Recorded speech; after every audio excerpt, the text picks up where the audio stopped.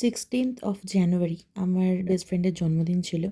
তোমাদের সাথে আগেই শেয়ার করে ফেলেছি যে ওর জন্য আমি একটা গিফট কিনেছিলাম।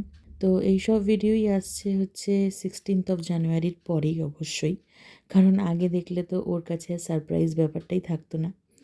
তো এই যে ফুলের দোকানে এসে দাঁড়িয়েছি, ওর জন্য একটা ছোট্ট উপহার আমি নিয়েছি, দেখো গোলাপ ফুল এবং জিপসি দিয়ে। তো কেমন হয়েছে সবাই জানাতে ভুলো না। আর এইবার আমি যাচ্ছি ওর বাড়িতে, অবশ্যই ওকে সারপ্রাইজ দেবো বলে। আর কাকু কাকিমা কিন্তু আগের থেকেই জানতো, আমি কাকু কাকিমাকে জানিয়ে দিয়েছিলাম যে আমি যাচ্ছি ওর বার্থডের দিন, আর ওকে না জানিয়ে।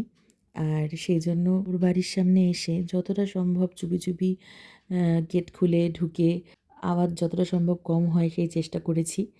কাকু কাকিমা কিন্তু একদম আমার সিক্রেটটাকে সিক্রেটই রেখেছেন, এটা বলতেই হবে। আর এবার যাচ্ছি আমার বান্ধবীর কাছে, ওর রিয়াকশানটা কী হয় সেটা তোমাদের সাথে শেয়ার করব। আর সত্যি কিন্তু ও একদমই জানতো না, এটা একদম স্ক্রিপ্টেড ভিডিও নয়, একদম ওর রিয়েল রিয়াকশানটাই তোমাদের সাথে শেয়ার করছি। শুধু কাকু কাকিমাই জানতো, ও কিন্তু জানতো না।